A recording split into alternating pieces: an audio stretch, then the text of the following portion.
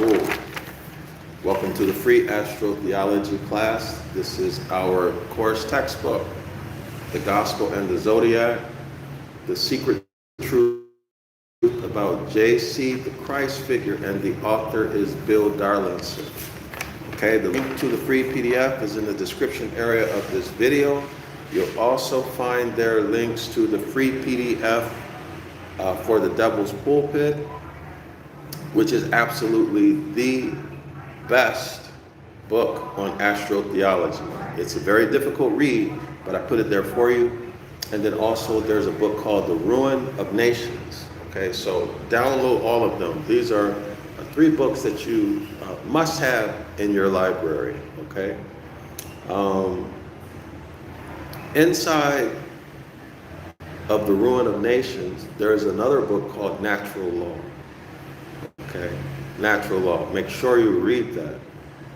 The Ruin of Nations. When you go through that, pay special attention to the 7 Hermetic laws. Pay attention. Well, first learn what they are. I have a list of them in the description area of this video. Download the Kabbalion by the 3 initiates. Make sure you read it, study it, understand it. And then search and identify, understand the 7 Hermetic Principles as you read through The Ruin of Nations, okay? So make that a goal. That'll help you to understand, not only to understand, but to spot, to be able to discern or to see those principles at work. This is natural law. The principles that govern all natural phenomena, including consciousness and the physical world, okay? So I'm Dr. Yasapa. We're gonna pick up where we left off, which is on page 21. We were in Taurus, the section of Mark that deals with Taurus, okay? That's Mark chapter 4. In Mark chapter 4, you'll find the parable of the sower of the seeds. I downloaded an image of that, and when I get a chance, I'm gonna post it, do like a community post. But it's simple, just go to Mark chapter 4 and read the first 4 verses, all right? And you'll see that agricultural parable, you'll see agricultural imagery, okay? So why are you doing this? Those of you who may be new, we're just confirming what's in the column here. The main incidents. So it is these incidents or these events that are written in Mark's Gospel in chapter 4 that led the author to categorize Mark chapter 4, 1 through 4 as being the section of Mark on Taurus, okay, that talks about Taurus, the Taurus zodiac sign, and these key words, okay? So the 2 are related. So we're just confirming, not just, but you understand. Simplistically, we're confirming the information that he put in the table, okay? So why are we doing that? Because his entire book is based off of these sections. So it would behoove us to make sure that what he wrote here is correct and true, right? Okay, so that's what we're doing. And also, when we go through this, we can get much more out of it than what's on the table, or what's in the table, rather. We can get much more out of it. So that's the goal. They gave me,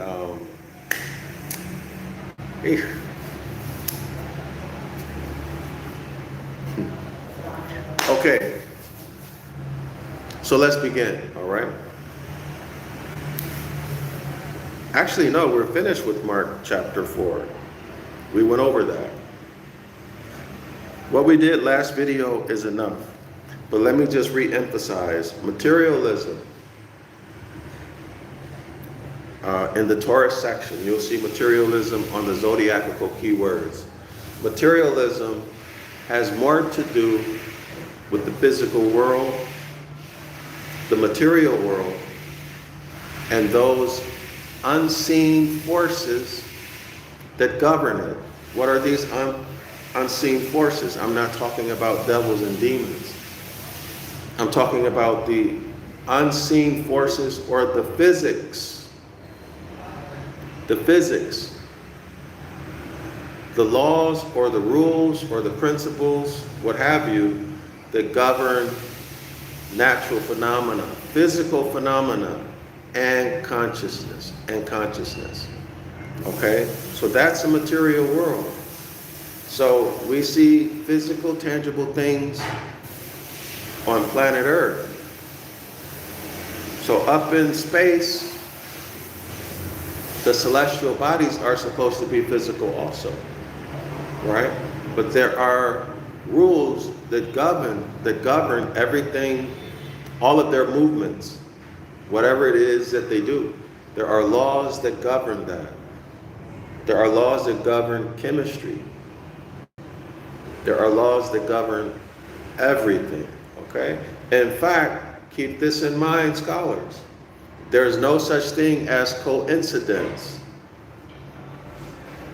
There is no such thing, let me repeat that.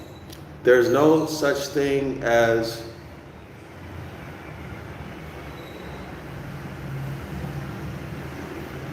what do you call it? No such thing as chance. There's no such thing as chance. Everything is governed by principles or laws. So things that we don't understand, that we think are chance events, are just events. For example, you throw some dice, right? Or, for example, let's say stock market prices. Or any random event that we think cannot be explained. The fact of the matter is that they can be explained, but we just don't know all of the factors involved because it's all governed by laws. And if you knew the laws and you knew all of the information, you had all of the data that one would need, for example, to know that every time someone threw the dice, if you had all the data, you could easily predict what, I don't even remember the dice terminology. I never played dice, but I remember when I was like 13, 14 years old, the older boys in the park and young men in the park, they'd be shooting dice. But y'all get what I'm saying, right? All of that is predictable if you know the law of all the data and the shape of the dice. Y'all see? If you know all of the data, then you can prophesy. Prophecy is nothing but a prediction. So if you have all of the data, well, you can prophesy. According to what? Not devils and demons, but according to nature and natural law.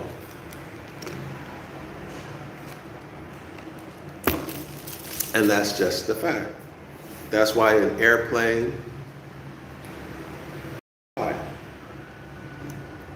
and come down without crashing. And you can have a smooth ride, no matter if it's 15 minutes or 50 hours. A smooth ride. Why? Because of science. You understand the natural laws, and you have the data that is required to achieve whatever it is you want. Just like a cell phone, Wi-Fi, all of these things, right? There's no devils and demons involved at all. It's just natural law and being able to use it by having data. Okay, so the data, along with the knowledge of the laws and whatever mathematics are required, you can prophesy. So if you are invested in the stock market, 401k, or any of these other types of things, okay, those brokerage companies are making predictions. That's all they are. They're prophesying. So how close are you? How close are you, you religious people, to be under the influence of false prophets? You see how religion gets you in a really bad place quickly? How ridiculous it is? Okay? So if you enjoy having fiat or money, depending on where you're at, gold-backed countries or not, bricks, right? If you enjoy that and you're investing, and the people who are handling your money are making prophecies, predictions that involve your financial livelihood, well, are you involved in idolatry? Are you following false? You see how ridiculous this gets, y'all? So we stick to the science, okay? We stick to the science. And that's really all there is. Okay? Remember, there's that religious paradigm that that detaches you from nature, that denationalizes you, okay? The only way that they can exert their will over you is by making sure you have no idea who you are, keep you questioning who you are, so that remember the natural law principle of gender. We talked about this the last two videos, I think. Gender, when you have a unsure concept of who you are, when you don't know who your ancestors are, what your language is, what land you come from, what laws you need to follow, when all of that is unclear to you, you have a very, very weak I am, which is your masculine energy. Remember, everything and everyone has masculine and feminine energy. The feminine energy is the creative energy. The masculine energy is your will. For example, what goals have you? Your goals. Do you have goals in life with the completion date? Are they measurable in time? Do you know who you are? Know who your ancestors are? Do you know what laws you should be following? Are you connected to nature? If you're Genesis chapter 2, verse 7, autochthonous mores. So if you don't have that, if you don't know who you are, how can you say I am? Other than you exist, but you're existing on the level of an animal. Y'all understand what I mean by that? What does a cow or a sheep do? They go to sleep at night. During the day, they look for something to eat. Right? They look, and if they're on the farm, they don't even look for something to eat. They just wait to be fed. That's it. They sit around, do nothing. When it's time, they have sex. They have babies. They get sheared, or whatever you have that animal for. They sit around and they wait until you use them as a resource. So if you go to work every day, or let's say you don't go to work, whatever. You come home, you watch TV, you drink, you eat, you smoke,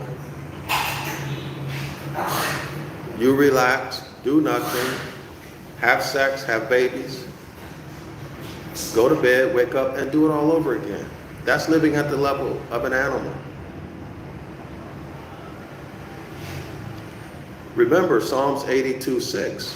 You are creative beings, quote unquote gods.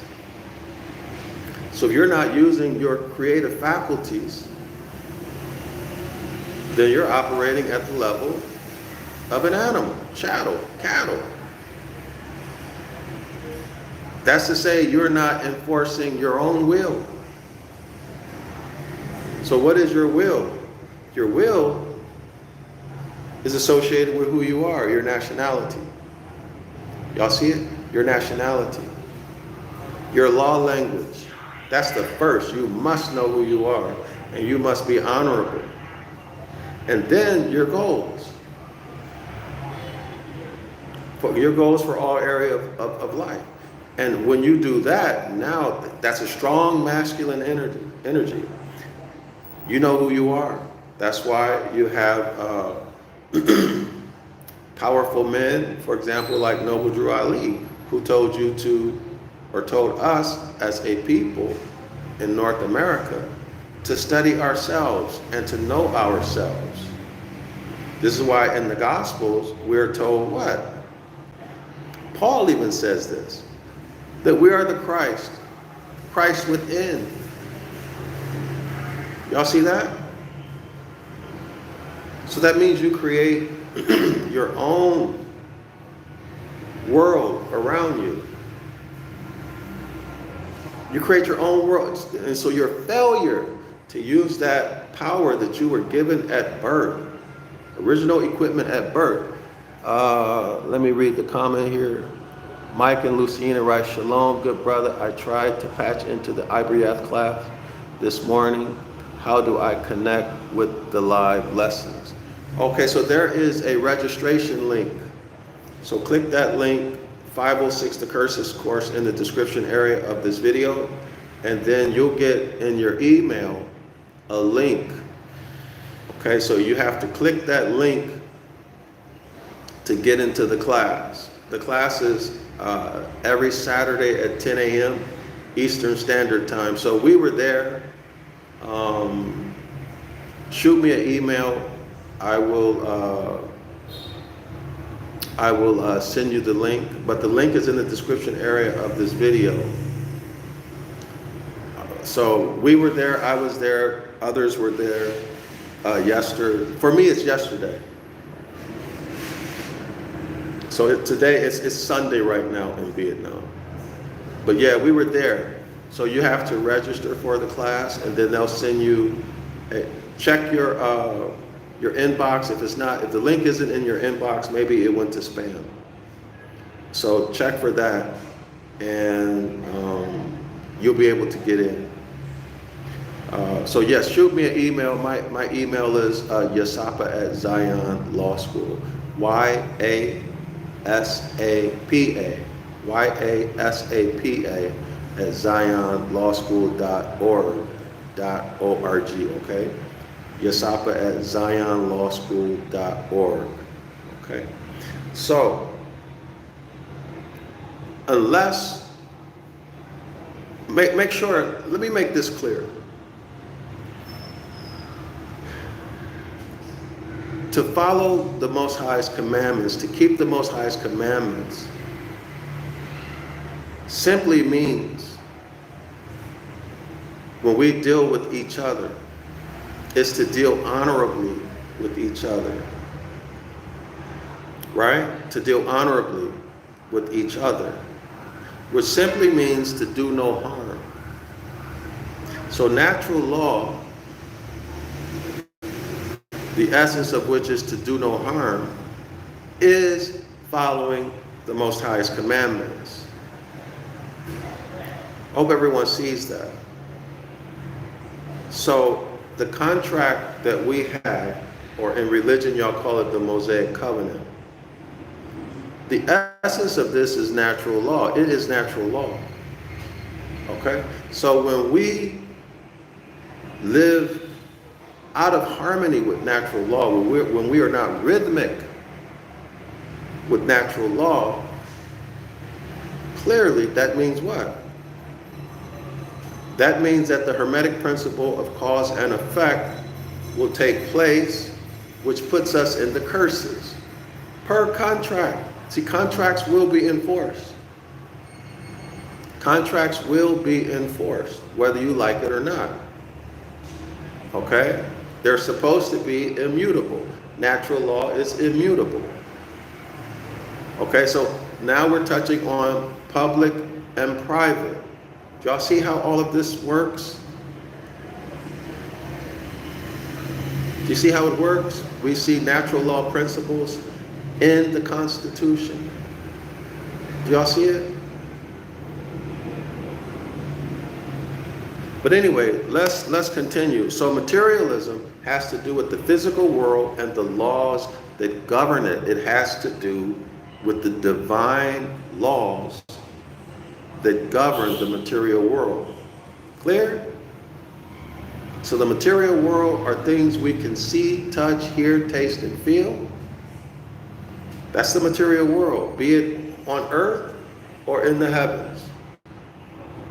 Okay, and then there are the phenomena that we cannot perceive with our eyes or with our senses. Okay, we cannot perceive it, but it's still there. And all of this is governed, all of it is governed by natural law. Okay, all of it is governed by natural law, and the 7 Hermetic Principles are those natural laws or principles. But the 7 are really just one law with 7 different expressions. Okay, y'all see it? Let's get back into our lesson. So page 21, let me close that section with this. Make sure that you know who you are. I am a strong masculine energy, each one of us. Okay, this means what? Returning to nature. It means exiting religion, that paradigm, maritime, admiralty, canon, that's Christian law. Exiting that, cleaning our minds from it so we're no longer afraid of it, okay? And returning to the Most High by following His commandments, which are natural law. At that point, what do? Well, you got to claim your nationality. Live in honor. Set goals for yourself. Start doing things in behalf of yourself and your people. You have to do a complete change of mind. This creates a strong masculine energy which will stop our oppressor's masculine energy from interacting with our feminine energy and creating the behavior and cursed situation in life that we now experience. Y'all see it? Is it clear? That's all we really need to do. That's step 1. So what is this masculine energy? Everything you see in media around you. This is them imposing their masculine energy on us as a people, you as a woman or a man. Captured your mind, and everything you do and you think it's because you made that decision. No. You think that you're dressing like a whore or acting like a pimp and a gangster because you decided to do it. No, that's not why you're doing that. See, your consciousness has been hijacked by their masculine energy. You're just not aware of it. This is the Hermetic law of gender at work, where their masculine energy is overtaking yours because yours is so weak. That's why they don't want you to know who you are, to keep your masculine energy low so that they can interact with your feminine energy and create the you that they have created, the engineered nigga, the engineered black, Hispanic, African American, who cannot or refuses to cooperate, who distrusts people who look like him, who worships their oppressor, who sabotages themselves and everyone around them. Okay? Do I need to say anything else about that? That's not who we are. Is it clear? So that's how to use these principles, these natural law principles and concepts, okay? What I'm trying to say is that the hybrids and their Moorish minions are using nature and natural law against us. They have weaponized nature and natural law. That's my point. And so now that you are aware of it, and you know the mechanism of action of it, you can change. You can change. You can develop a strong masculine energy that will interact with your own feminine energy and create the situation and circumstances in life that you want. Okay, some people call this manifesting, or an aspect of manifesting. All right, so you can use the law of rhythm to keep you polarized, or to keep you always acting in honor, being honorable. So you're always following the Most High's commandments through the use of law. And once our masculine energy becomes strong enough, it'll reach a climactic point where ours will become stronger than theirs. And what will happen when that happens? When we have enough people acting in honor, enough people with a very strong masculine energy, well, guess what? Ours will do what? Overpower their masculine energy. And it will interact with their feminine energy and create the situation in life that benefits us. What does that mean? That means it puts them in the curses. Y'all see it? Per the contract, it puts them in the curses. Because now, what's going to happen? Y'all heard of karma, right? Whatever you sow, you reap. See, we will, using the law of gender and rhythm, turn the tables on them. So now they get the curses. They get the karma, right? They no longer have you to buffer or neutralize that negative cause and effect energy on them. In other words, what I'm saying right now, when you are in dishonor, they're getting you to think thoughts and do behavior that causes nature through the law of cause and effect, per the contract, per the Mosaic covenant, to punish you. And that relieves them of some of their karmic debt. Y'all see that? Why? Because you did it. It's your choice. It's you who are taking the actions, not them. They just put the suggestions out there. Right? So are they guilty? Yes. But who's more guilty? You, because you did it. Nobody told you to do it. Y'all see it?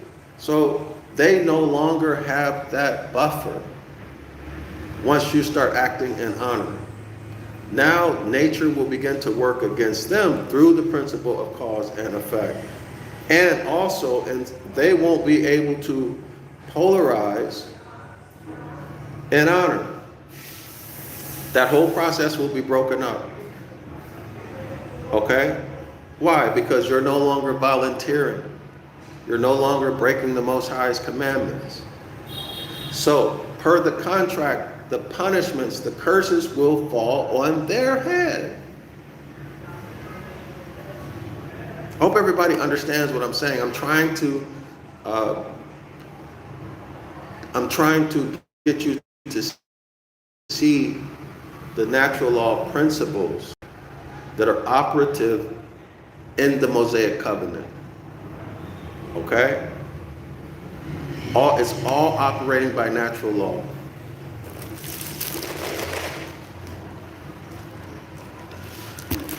And when you think about it, doesn't that make sense? The sun comes up and goes down every day by natural law. The moon, its activities, its motions, all natural law. Our physiology, all based on natural law. Everything is based on natural law. So why wouldn't the operation of the contract, the Mosaic covenant, why wouldn't that also operate based on natural law? Of course it does. We're not talking devils and demons, okay, y'all? So anyway, let's get into Gemini. We're in Gemini. Gemini begins the section, according to the author, Gemini begins in chapter 4, verse 35, and it ends, the Gemini section ends at Mark chapter 6, verse 29. If anyone who sees this video, if you know anything about the ancient meanings of numbers, I don't want to say numerology because that will spook a lot of y'all out. Y'all immediately think demons and devils. If anyone knows the ancient meaning of numbers, not just the numerical value like 1 is 1, 2 is 2, but the meaning associated with those numbers, as I said before, just as our pictographs are symbolic. For example, the pictograph is symbolic. It's symbolic of something, right? If you want to know, get the 911 Ancient Ibaryath book. It's a purple book. It has each of the Ancient Ibaryath pictographs. This is Paleo Hebrew, y'all know. So each of the pictographs are there from the 3 different eras of time. It'll have the pictograph, what it's a symbol for. It'll have its meaning and other information. Well, numbers have similar meaning, but that has been hidden. It's not been taught in the educational system, and it's been demonized, religified, and demonized. So what I'm wondering is if someone has any knowledge about this ancient system. I'm talking about the science, not devils and demons. Let me make that clear. Let me know if there's any meaning in these chapter and verse sections. Okay, let me know. I don't have the knowledge. All right? My email address is yasapa@Zion Law School, or put it in the comment section.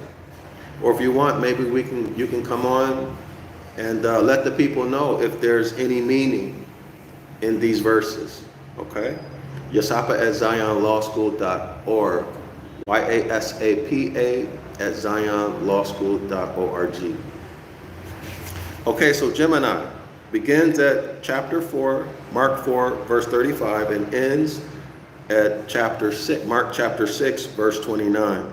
So here are the main events or the main incidents that's happening in those verses that cause the author to categorize this section of Mark as Gemini.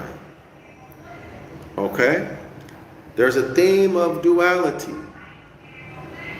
Okay, so we know automatically that Gemini duality. Duality, double, duplicity. When I was younger, we used to make jokes about the double nickels. 55th Street. It was a rough place, right? But we used to call it the double nickels.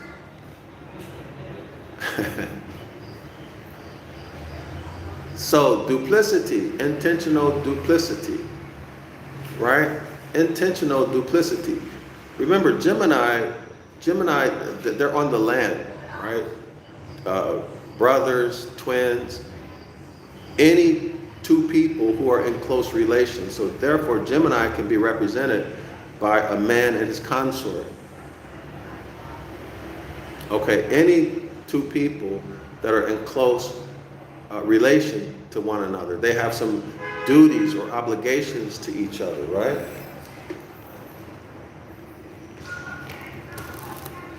But they're duplistic, deceitful. All right? So this is Polak. Astrologically, this is the star Polak. There's another one. I'm sure I'll see it. When I see it, I'll show you.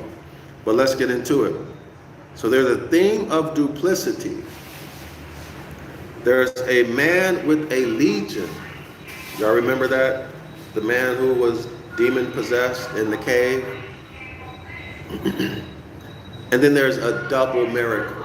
So double means dual, means two. Okay, so Gemini. So we need to check this. Why? Because Gemini is very similar to Pisces.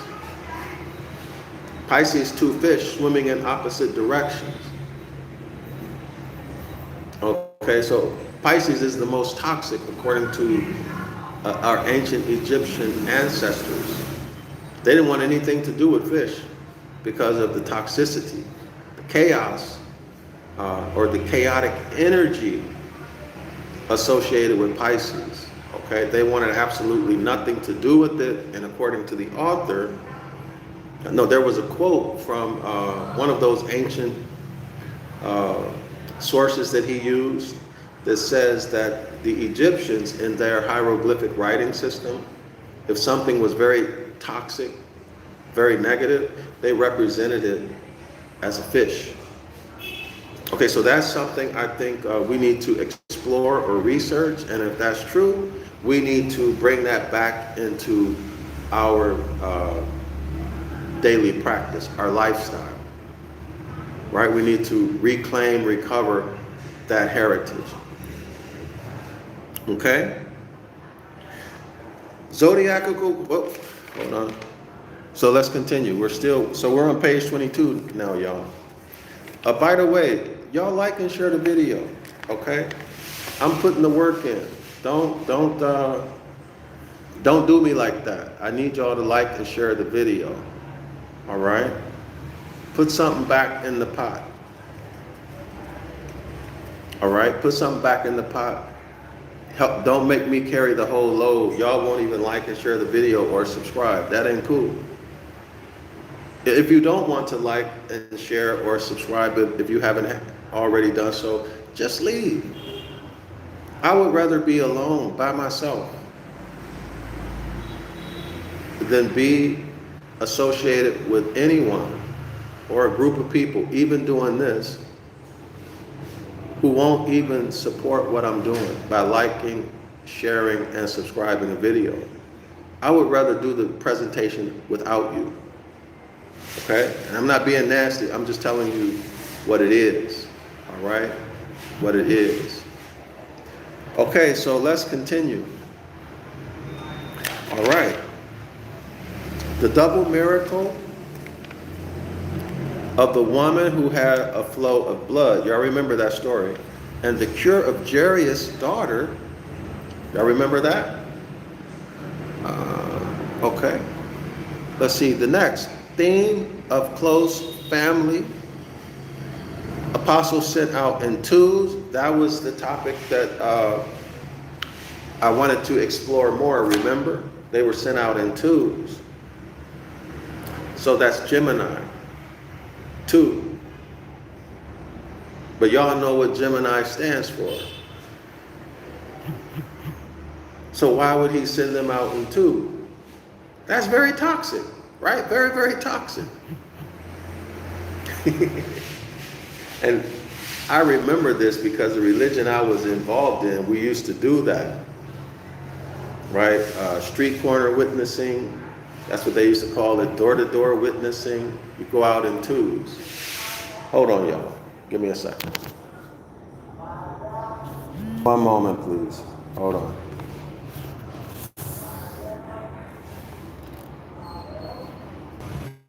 All right. Let me see. Okay, do we have a connection, yo? Okay, so let's continue. So, it's very important to understand the characteristics of each zodiac sign. All right? Once you understand, you're aware, or even, actually, you don't need to remember everything. Just know where in your books to find information. That's all you need to know at this level. That way, when you read a book, any book, you'll be able to spot keywords and events that are astrological in nature. Y'all see that? You'll be able to see it. I gotta run, y'all. I have a meeting. My appointment is here. So give me 1 second. I'll be back in about 30 minutes to 1 hour. Well, 1 second, okay? See A live stream. your